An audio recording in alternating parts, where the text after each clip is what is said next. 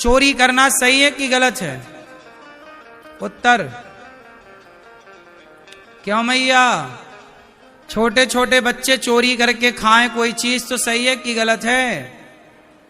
बोलो। बच्चों के द्वारा खाने पीने की चीजें उठाकर खा लेना, उसे चोरी कही ही नहीं जाती। आपके घर में कोई बच्चा घुस जाए और वो लड्डू उठा के खाए तो वो चोरी नहीं कहलाएगी।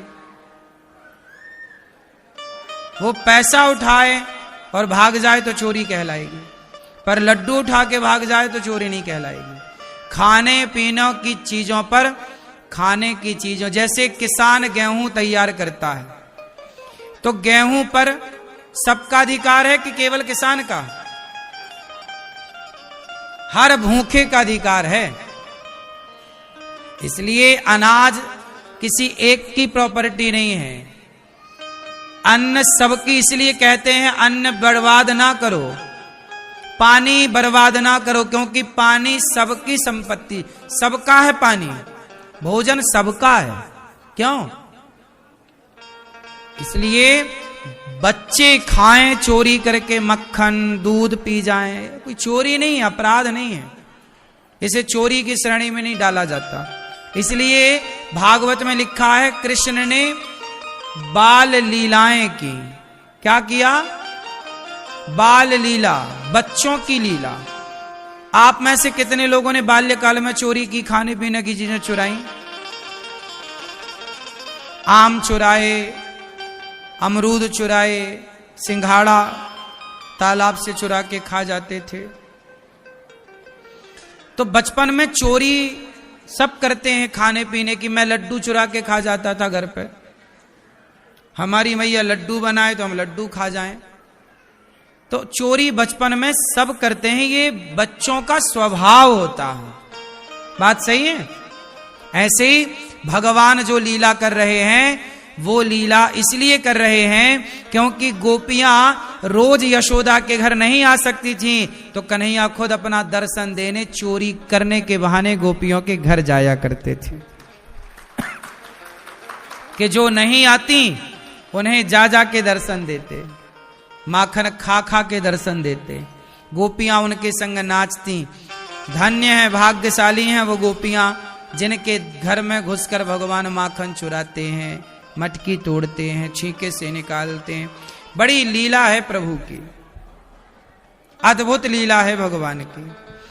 वत्सान मुंचन क्वचित समय क्रोश संजात हासा स्तेयम स्वादवत्यथ दधिपयः कल्पितैः स्तेयो गई। भगवान बछड़ों को खोल देते हैं। आज समय में गुस्सा करती हैं गोपियां तो ही करके हंस देते हैं। मटका उठाकर भगवान पटक देते हैं, बंदरों को भगवान मक्खन परोस देते हैं। ये सारी बाल लीला है। ग्वाल वालों का गोला बनाए, ऊपर चढ़ जाना, छींके से मक्खन निकालना, खिलाना, खाना, गोपियों का आना, पकड़ लेना गोपियों के द्वारा। पकड़े गए भगवान, गोपियां बोली जरा नाच कर दिखाओ, हम छोड़ देंगी। ये सारा जो क्रम हुआ ये केवल खुशी देने के लिए हुआ। छोटे छोटे बच्चे जो हरकत करते हैं, ऊधम करते हैं ना, वो भी देखने में माँ बाप को खुशी मिलती है।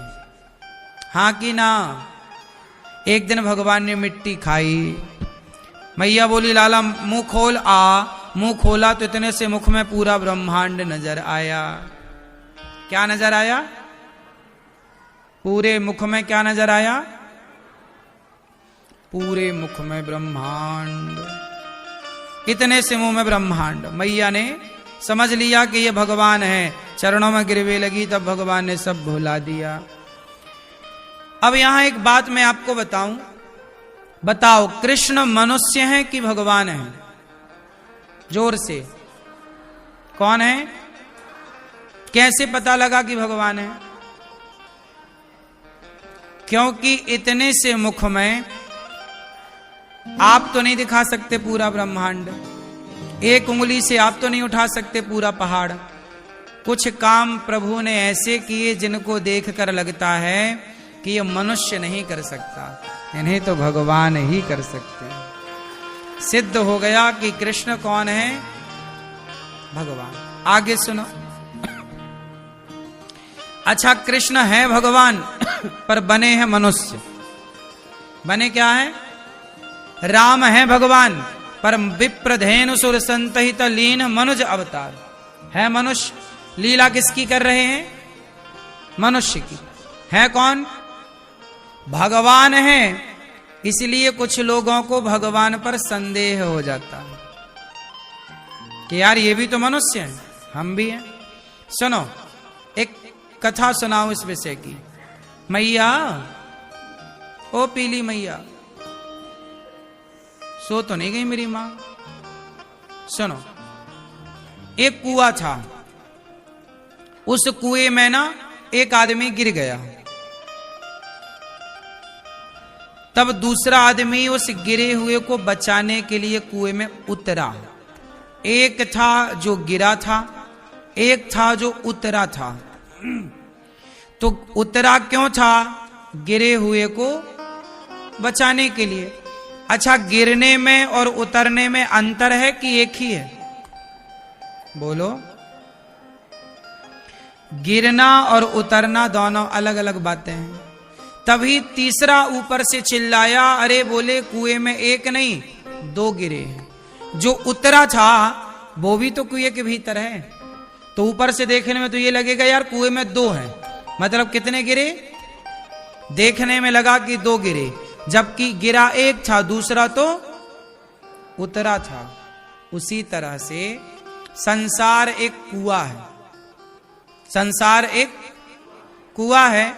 इस कुएं में गिरे हुए प्राणी हैं हम। हम सब कौन हैं? गिर गए ना, पतित।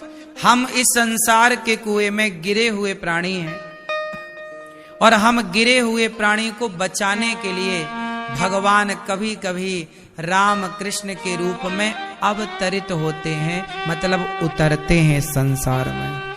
किसके लिए उतरते हैं? हम सब के लिए, कि हम सब गिरे हुए प्राणी भी बच सकें उनकी कथा से, उनके नाम से, उनकी लीला से, उनके स्पर्श से। तो हम गिरे हुए को बचाने के लिए भगवान उतरते हैं। क्या होते हैं भैया? तो भगवान उतरते हैं। भगवान का क्या होता है? अवतार। क्या होता है? संस्कृत में नसैनी को अवतरणिका कहते हैं। क्या कहते हैं?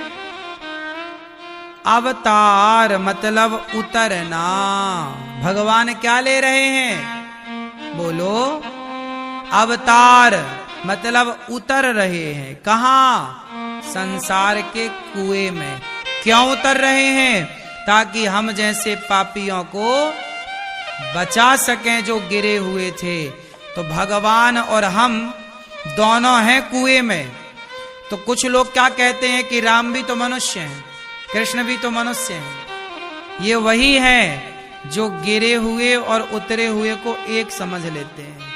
तो गिरा हुआ अपने को मानो, उतरा हुआ भगवान को मानो। दोनों एक जगह है। इसका मतलब ये नहीं है कि राम भी मनुष्य है, मनुष्य के रूप में है। कृष्ण मनुष्य नहीं है, मनुष्य के जैसे हनुमान जी बंदर नहीं है पर बंदर के रूप में। जैसे गंगा नदी नहीं है, नदी के रूप में। समझ में आई? जैसे ये पत्थर नहीं है, पत्थर के रूप में है। ये धातु नहीं है, धातु के रूप में है भगवान। लेकिन अज्ञानवश क्या समझ लेता है व्यक्ति? तो पत्थर है। रावण ने, इतना बड़ा ज्ञानी रावण क्या समझ रहा है? अरे तो वनवासी कोई राम है। राम को भगवान नहीं समझ पाया रावण, तो राम को भगवान सामान्य बुद्धि का व्यक्ति कैसे समझ सकता है? राम तो रावण की समझ में नहीं आए जो कि इतना बड़ा ज्ञानी था, लेकिन राम हनुमान जी की समझ में आ गए। हनुमान जी भी तो ज्ञानी थे। ज्ञानी नामाग्रगण्यम सकल गुण निधानम बड़े गुणवान हैं हनुमान जी। तो हनुमान जी समझ गए, विभीषण समझ गए, पर रावण जैसा ज्ञानी कृष्ण को अर्जुन समझ गए, पर दुर्योधन नहीं समझ पाया, शकुनि नहीं समझ पाया। जरूरी छोड़ी है कि हम भगवान को समझ लें। आज हमारे सामने भगवान यहां बैठे होंगे, पता नहीं इस भीड़ में कहां मेरे कन्हैया बैठे हों। हमारी थोड़ी ताकत है कि हम इस भीड़ के कन्हैया को पहचान सकें। आपकी हिम्मत है? इसलिए इस धरती में ऐसा कोई नहीं है जिसे भगवान ना मिले हों। सबको भगवान मिलते हैं, बस कोई पहचान लेता है, कोई पहचान नहीं पाता। मिलते तो सबको हैं। क्यों मैया? मैया होगी पंचायत, पंचायती मैया। भगवान सबको मिलते हैं, कोई पहचानता है, कोई। इसलिए कहता हूं, हर रूप में भगवान को देखना सीखो, ना जाने किस रूप में नारायण मिल जाए।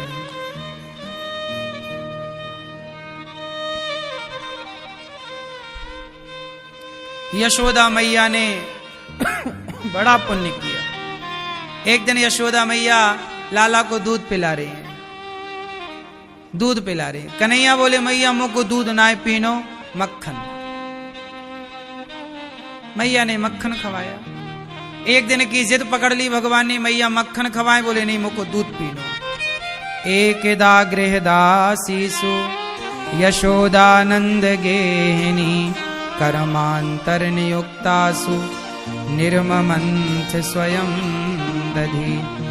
एक दिन मैया दही मंथन कर रही थी। तभी क्या हुआ, कन्हैया के लिए ताजा ताजा मक्खन निकाल रही थी मैया। तभी कन्हैया पालने से जागे और करते हुए भगवान आए। मैया की साड़ी पकड़ते, मैया दूध पीना है। मैया बोली तेरे लिए मक्खन ताजा निकाल रही हूं, मक्खन खाना ही, दूध। मैया बोली जरा मक्खन निकलने वाला, मथानी चलाने दे। भगवान ने मथानी पकड़ ली। अब मथानी पकड़ ली, कन्हैया ने चलाएगी तो कन्हैया की उंगलियां ऐसी मरुड़ जाएंगी। मैया ने मथानी रखी और दूध पिलाने लग गई कन्हैया को। कन्हैया दूध पी रहे हैं मैया का। तभी चूल्हे पर दूध पकाने के लिए मैया ने रखा था। उफनने लगा दूध, तो लाला को छोड़कर, कन्हैया को छोड़कर मैया दूध उतारवे की ताई भागी। और जैसी मैया भागी, कन्हैया बोले मैया वाह, तैने तो हद कर दी। अपने लाला को छोड़ के तक कछु और की ताई भाग गई। अब भगवान ने सारी मटकी उठाई और सारा मटकी उठाए उठाए के कन्हैया को गुस्सा आ गई कि मैया ने मुंह को छोड़ के वाला दूध दही के पीछे भाग रही है। पटकवे लग गए भगवान मटकी, सारी मटकियां तोड़ दी कन्हैया ने। मैया आई, लाला आज तैने सबरो माखन बहाए दियो लाला, तै बिगड़ गयो, आज तो को दंड देनो ही पड़े। अब मैया लाठी लेके कन्हैया को पकड़ने दौड़ी। सोचिए, भगवान को लाठी दिखा रही है मैया यशोदा। कन्हैया आगे आगे भागे, पीछे पीछे मैया। जरा सोचो कि भगवान जब भागेंगे तो क्या किसी की ताकत है कि पकड़ सके? वही भगवान जो वामन बनते हैं ना, तो 2 पग में सब नाप डालते हैं। 2 पग में भगवान ने पाताल सत्यलोक सब नाप लिया। जब भगवान भागे तो यशोदा क्या पकड़े, पर जब भगवान भागे तो यशोदा मैया पीछे पड़ गई। लाला पकड़ के ही रहूंगी। जब तक भक्त भगवान के पीछे नहीं पड़ता, भक्ति के पीछे नहीं पड़ता, तब तक भगवान पकड़ में नहीं आते मेरी मां। क्या करना पड़ता है? पीछे पड़ना पड़ता है। भगवान के भी पीछे पड़ना पड़ता है। अच्छा ये बताओ, बिना पीछे पड़े कोई काम होता है आप लोगों का? नहीं, ऐसे ही है। भगवान के पीछे पड़ना पड़ता है। भगवान को दिन रात याद करना पड़ेगा तब आएंगे पकड़ में। मैया ने कृपा की, भगवान ने मैया पर पकड़ में आए।